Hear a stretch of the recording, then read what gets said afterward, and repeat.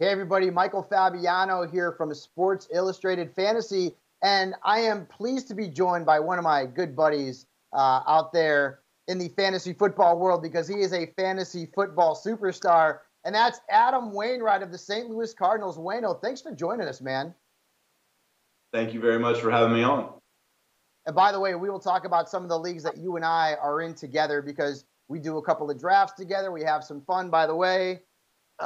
This is yours. I got to send this out to you. See that? Adam Wainwright champion in 2019. I won it the year before. Put that right front center. This will be sent to you very soon. Been a little backed up due to the pandemic. So, Wayno, you're one of the many athletes out there in MLB, NBA, NFL even, who play fantasy football. Talk about when you started to play fantasy football, how long you've been doing it, and what's been the most fun experience for you being a fantasy football owner? Yeah, I started playing fantasy football in 2003. My roommate Kelly Johnson at the time, big leaguer for a long time with the Braves and Mets and Diamondbacks, got me into it. He and his buddies at home, and I think his brothers, they joined in together to play in a league. And back then, it was a new concept to me completely. I had the number one overall pick, and I said, all right, Kelly, how do I play this? I love the NFL. What do I need to do? And he said, all right, so quarterbacks score lots of points. He goes, don't forget about defenses too. Defenses are really important. I was like, okay, really? Okay, that's interesting to know. So that was like, if I'm not mistaken, that was either Michael Vick's rookie year or his second year. And I was really excited about the prospects of him running and throwing. I said, well, gosh, he's my number one overall pick, And so I picked Michael Vick number one overall. And I think like LaDainian Tomlinson and some other people went 2 and 3. And my second pick, I went with the Falcons defense, because the defenses were so important. And I think I went with the Jaguars, I don't know, kicker, 4th round or something. I had no idea what I was doing. And throughout that season and my next coming seasons, really learning what in the world I was trying to accomplish, and realized that Kelly completely sabotaged me. You know what it is? It's just a great getaway from baseball. When you play 162 games and 180 days in a long season, sometimes you just need an outlet, and sometimes that outlet can't always be outside. Maybe you're forced with a 102 day here in St. Louis, or you're out in Arizona. So you just need something to get your mind off the game for a couple of minutes. Fantasy football has been a godsend for that, and there is so much good times and smack talk that's happening because of fantasy football in the clubhouse. Man, I think it really brings the team together also. Yeah, because a lot of the teams in MLB, they have clubhouse leagues. I know you have one with the Cardinals, and I think you're the defending champion, right? So it's a lot of fun. How often, when MLB and NFL sort of cross and both are playing their seasons, are you maybe looking at what your team is doing on a Sunday in the clubhouse potentially while there's a game going on? Do you do that pretty often during the NFL season? You trying to get me in trouble now, Fabs. You know what? We don't check it during the game, during a baseball game, on our phones, just because you never know who's going to come in there and just struck out in their last at bat, or maybe they gave up a couple runs in an inning. If they came in and they saw you playing on your phone during the game when they're out there grinding and maybe not playing as well as they probably could have, that can be an area of contention. Now, I know that because it has happened before. I remember Chris Carpenter walked in one time, and I had a big game going towards the end of the season. And he walked in and he saw me checking my score, and he goes, dude, come on. You can't be checking your score during the game. But since you got it pulled up, what's my score right now? So, I'll tell you this, though. As soon as the game is over, there's 12 different teams running inside trying to check their score. Yeah, no doubt about that. I see you, of course, wearing the Peyton Manning jersey, the old orange jersey. Peyton, there you go. Get it in there. So was Peyton a quarterback that you were targeting back when he was one of the elite players at his position? as many times as I could. I have 5 fantasy leagues now, and I've drafted Peyton as many times as I could. Now, I do value quarterbacks higher than a lot of fantasy prognosticators would give you. I like going to bed at night knowing that there's a dude on my team that I know is going to score 30 points. And that, like last year, I had that Baltimore Ravens quarterback who might be going pretty high in some drafts this year too.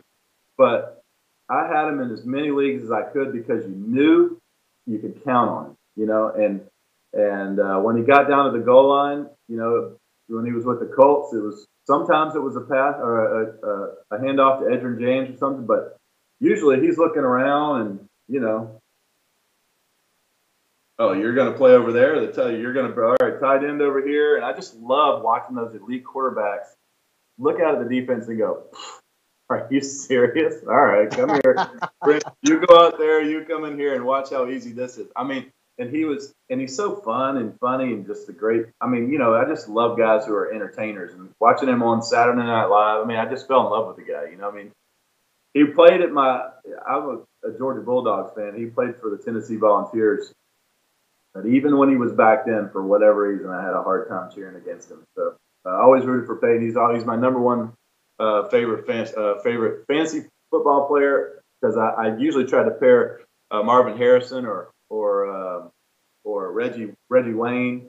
And then when he went to Denver, just watching him as he progressed in his career, when he was the old guy, and just finding a way to win. You know, that last year in the Super Bowl, the defense was amazing. But Peyton was doing whatever it took for him to win the game. You know, he'd take a snap and throw the ball like 20 yards higher than he used to back in the day, and it would just drop right in there perfect. I just appreciate that as an older player now, and just looking at a guy who made the adjustment to do whatever it took to win. Speaking of Lamar Jackson, who had a massive season in 2019, I know you were all in on him. A lot of folks were. You and I actually made a trade in your league where I traded you Lamar Jackson because I was hurting at the running back position. I think the trade worked out well for both of us. What do you project for Lamar in 2020? I mean, can he duplicate that just unbelievable season he had last year? I don't see why not. I mean, the guy's one of the most talented people in the history of the game. He looks like he's running on fast forward when he runs. He just runs away from the defenses. I mean, it's just so cool to see. But you know, I don't know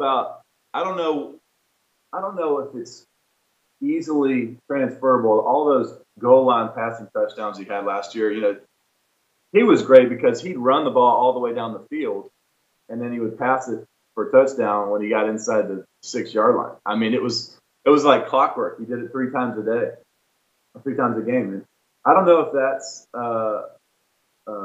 I don't know if you can replicate that easily, but if there's anybody who can do it, it's him. I mean, he's just so talented.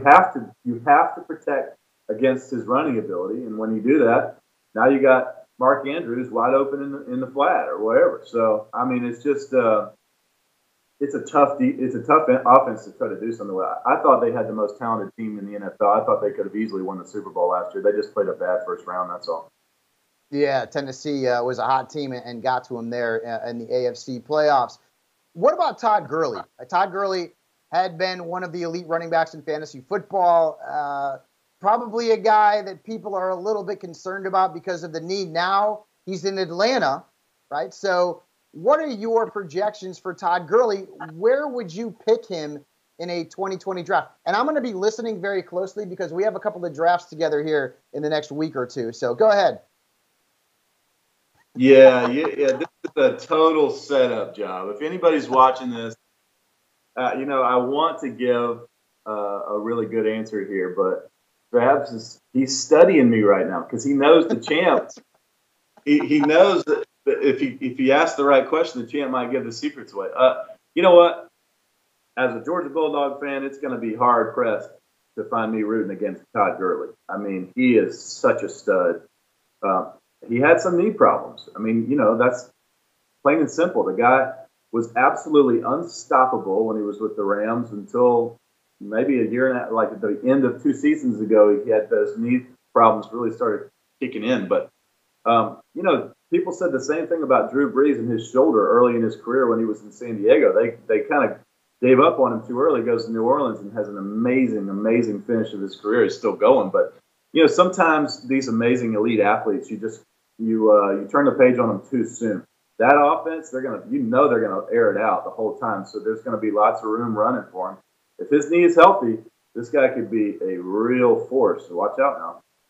Oh man, so I'm thinking 3rd round pick for Wayno. That's where I'm projecting you to be targeting Todd Gurley, because I'm guessing you're probably going Lamar Jackson in the 2nd round. I could be completely wrong. I'm just trying to read the tea leaves here, Wayno. One of the things that you've done, and this is part of the reason why I love you, man, is that you have given back to your community so much, and not only just your community in St. Louis, but across the world. You basically turned fantasy football into a way to help people who are less fortunate through Big League Impact. Talk about Big League Impact, what it is, who's involved, and how people out there right now can get involved in 2020 during this coronavirus situation that we're in. Yeah, I would recommend anybody go to our website, bigleagueimpact.org, and you can check out all the different initiatives we have going on. Back in 2013, I was looking for a new sort of idea, just something different to do for charity. I've been running a golf tournament for 8 years and just kind of got burned out on golf tournaments. Honestly, I mean, I love golf, but everybody does a charity golf tournament, and they're usually all great. Everybody has a good time, but I was looking to do something different.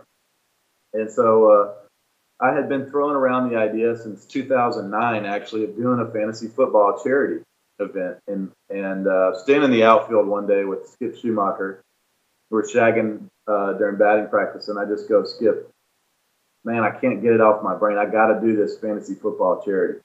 He goes, well, what does that even look like? And so at the time, I was thinking about just doing a players-only league and donating all the money to charity. And my brother got involved. My brother is a lawyer by trade, and my brother stepped away from his law firm for a year to help me put this thing into motion. And we started Big League Impact in 2013 with the idea of giving back locally here in St. Louis and in our home in Georgia, and also abroad. We know that there's people that need help everywhere. So our giving model was 50% here in the United States and 50% abroad. And we found some incredible initiatives through an organization called Water Mission. And we brought clean water to a community in Honduras of, I think it's like 1,600 people. This community up on the hill that they had to walk 2 miles to get clean water every single day. The women and children would walk 2 miles, put a 40-pound bucket of water on their head and walk back up this giant hill. So what we did was we put this clean water program through Water Mission at the top of the hill, and then ran 21 tap lines to different facilities around that community where nobody had to walk more than 50 feet to get clean water outside their door. I mean, it was completely life-changing for me, not only to know that I did that, but then to go and see it. So through Big League Impact, we've been working with Water Mission and Help One Now and Crisis Aid and Operation Food Search and all kinds of amazing organizations that do food, water, shelter programs around the world. That initiative has even grown where now we're working with athletes from almost every single team. Actually, we are working with athletes from every single team.